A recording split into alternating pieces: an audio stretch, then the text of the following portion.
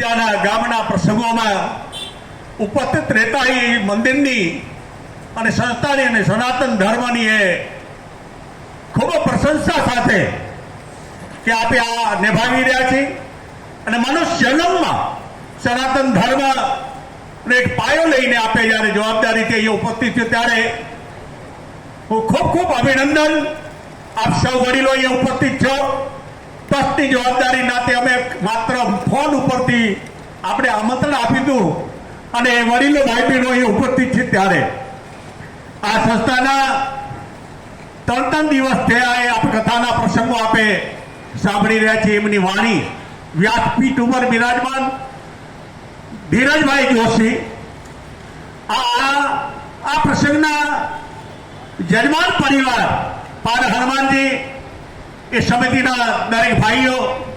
પ્રવીણભાઈ માધાપરિયા પરિવાર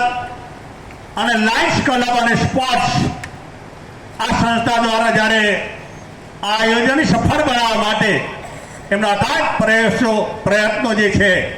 એ આપ સૌ વચ્ચે વડીલો બેઠા છો, માતાઓ બેઠી છે અને જુવાન મારા ભાઈ બહેનો જે બેઠા છે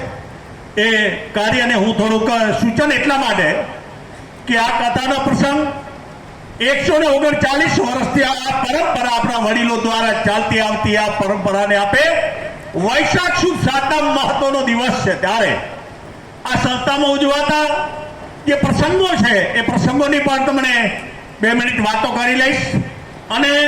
જે વિષયથી છે 139 વર્ષનો જે દિવસ છે એ વૈશાખ સુદ સાતમ. એ સાતમને દિવસે આપણે અન્નકૂટનો પ્રસાદ કરી છે અને મહાપ્રસાદનું એક આયોજન છે. એ મહાપ્રસાદની મુખ્ય વિષય છે જે કંઈ વિષય આપણે ટેબલ ઉપર તારીખ 21, 22 ને 23 3 દિવસ એટલે 2.5 દિવસ સુધી એ ટેબલ રહેશે. એ ટેબલ ઉપર આપ પણ નોંધાવી શકશો દાનની પ્રક્રિયા છે હું આપણે જણાવી દઈશ અને એ ટેબલ ઉપર માત્ર આપણે મહાપ્રસાદનું જ બાકી જો અત્યારે મંદિર નવું નિર્માણ જે થઈ રહ્યું છે એનો જે કાંઈ એનો ફંડ હોય એ મંદિરની ઓફિસે જણાવે અને ત્યાં જ લખાવે, કેમ કે અહીંયા 2 વસ્તુ ફિટ નહીં થાય એટલા માટે આપણે સ્પષ્ટતા કરી દઉં. અને અત્યારે કોઈને દેવું હોય તો મંદિરની ઓફિસે સવારે સાંજે મંદિરની ઓફિસ ખુલ્લી હોય છે એ આપી શકો છો. 139 વર્ષના